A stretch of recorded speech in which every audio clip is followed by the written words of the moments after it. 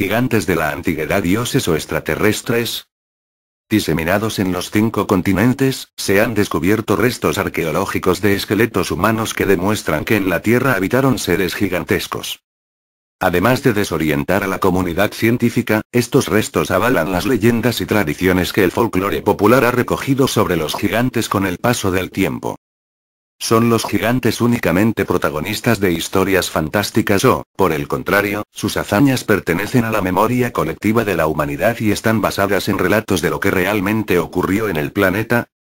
¿Quiénes construyeron las colosales estructuras megalíticas y desplazaron grandes monolitos como si de un juego se tratara? La arqueología, hasta el momento, no ha ofrecido ninguna respuesta convincente. Resulta incómodo para los arqueólogos reconocer que hoy día no existen grúas ni aparatos elevadores capaces de mover y levantar titánicos bloques de piedra de 1500 toneladas. Como es el caso de las terrazas de Baalbek, actual Líbano. Parece que bloques de estas dimensiones tuvieron que ser puestos allí por gigantes o miembros de una civilización que conocía los secretos de la levitación y la antigravedad, escribe David Barclay en su libro Extraterrestres, la respuesta definitiva de los ovnis. Las construcciones de la isla de Pascua, Tiahuanaco, el yacimiento megalítico de Ollantaytambo, Cuzco, Machu Picchu, las Islas Marquesas, la isla volcánica de Pompey en la Polinesia, son una pequeña muestra de las muchas construcciones de estas características que existen en nuestro planeta, atribuidas por los habitantes locales a los gigantes. La figura del gigante se presenta en casi todas las culturas y sus leyendas. Las podemos encontrar en múltiples relatos mitológicos del Viejo Mundo. Griegos, nórdicos, germánicos, hindúes, indoeuropeos, y también en el Nuevo Mundo como en las tradiciones de los mayas, de los aztecas y de los incas. Así como en casi todos los libros sagrados de la antigüedad. El Levar Gabale, libro de las invasiones, irlandés, el Ramayana hindú y hasta en la Biblia. ¿Por qué hablar de unos seres que no existieron en realidad? La ciencia cree ver en su gran tamaño, una metáfora. El mito cosmogónico que simboliza el poder y la fuerza. Una simple magnificación de los poderes atribuidos a la figura humana. Pero autores como el ya citado David Barclay, clásicos como Erich von Däniken, Robert Charroux, Pierre Darcourt, el ya fallecido Jimmy Yeo o el ex jesuita Salvador Freixedo, entre otros, creen ver en estos relatos los primeros contactos entre civilizaciones extraterrestres y los hombres de la Tierra.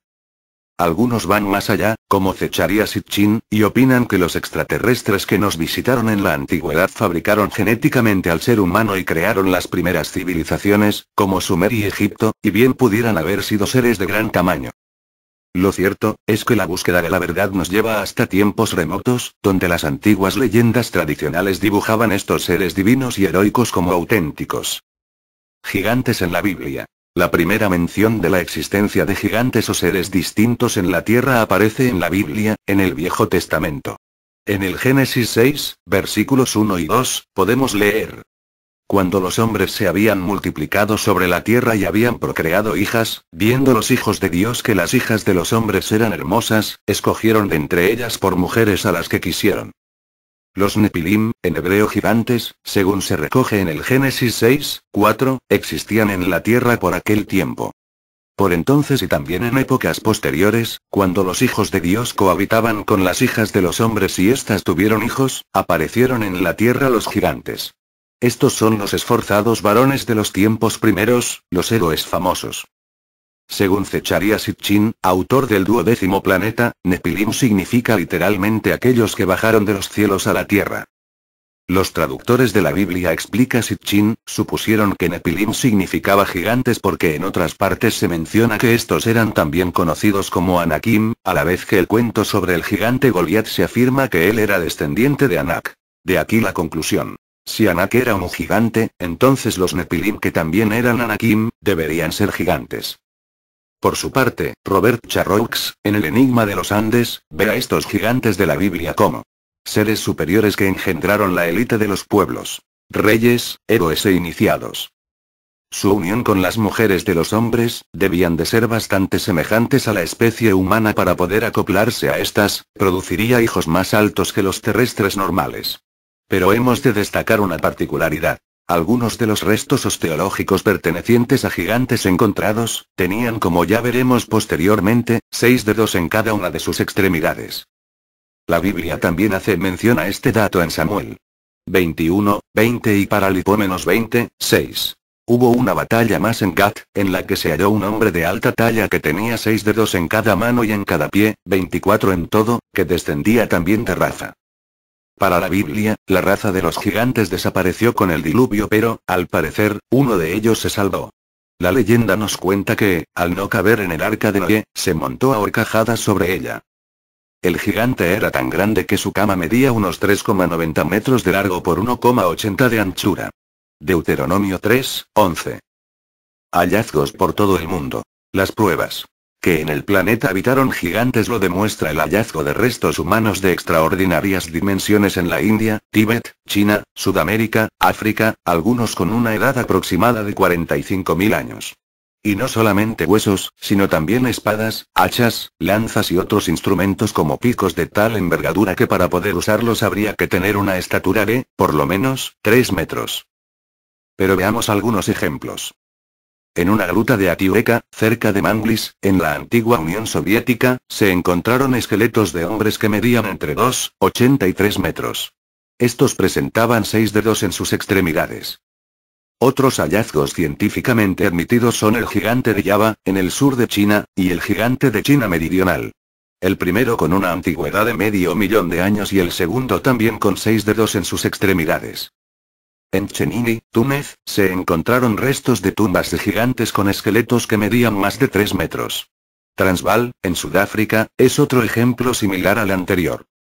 Un esqueleto de fósil humano de 5,18 metros de alto fue desenterrado en 1956 en Gargayán, Filipinas. En Norteamérica, en el condado de Bradford, Pensilvania, en 1880 fueron encontrados, en un túmulo sepulcral, esqueletos humanos cuyos cráneos mostraban unos cuernos de 5 centímetros, encima de los arcos ciliares. La altura promedio de los esqueletos era de aproximadamente 2,13 metros. Su antigüedad se calculó en 800 años. Algunos de estos huesos serían enviados al American Investigating Museum de Filadelfia, de donde parece que desaparecieron. Continuando en E.U., Glen Rose, Texas, en el lecho del río Paluxy, se hizo un gran descubrimiento paleontológico. Se pusieron al descubierto huellas gigantes de pisadas de 54,61 centímetros de largo por 13,97 centímetros de ancho, pertenecientes a un homínido. Los geólogos concluyeron que el lecho del río correspondía a terrenos del Cretácico a fines de la era Mesozoica, 140 millones de años. Pero lo más curioso del caso es que junto a estas huellas de homínidos se descubrieron en el mismo estrato huellas de dinosaurio, brontosaurios. El antropólogo alemán Lars Ankoll halló asimismo, en 1936, a orillas del lago El Gassi de África Central, huesos pertenecientes a individuos enormes. Una comunidad de diferente etnia. A 6 kilómetros de Safita, Siria, los arqueólogos hallaron hachas de mano de 3,8 kilogramos. En Ain Fritisa, Marruecos Oriental, se descubrieron picos de 32x22 centímetros y 4,2 kilogramos de peso y hachas de 2 filos con 8 kilogramos. Tales dimensiones requerían una buena envergadura para poder utilizar estos instrumentos eficazmente. Más recientemente, y en Marruecos también, se han hallado en una cueva de la región de Nador, en el norte del país, restos de 3 esqueletos de niños pertenecientes a una raza desconocida de gigantes. Se trata de una zona próxima a las míticas columnas de Hércules, considerada patria del bíblico gigante Goliat. Ciudad megalítica de Lixus, antigua Libia, se encontraron restos humanos de esqueletos de Homo sapiens, con edades comprendidas entre los 10 y 12 años y una antigüedad de 20.000 años. Los esqueletos miden aproximadamente 2,25 metros de altura. Todos estos ejemplos son una pequeña muestra de los múltiples hallazgos que se suceden por todo el planeta y que no vamos a detallar para no caer en el aburrimiento, pero vamos a proseguir tan solo un poco más en nuestro territorio. Restos en España. En la península, y más concretamente en el norte del país, es donde mayor número de crónicas tradicionales se recogen. Los gigantes atávicos, considerados paganos por la religión cristiana, lejos de desaparecer han pervivido en los cuentos populares y nos han sido presentados como pertenecientes a una raza gigantesca, y no como una singularidad. En Cataluña els gegants continúan presentes en muchas fiestas y representaciones.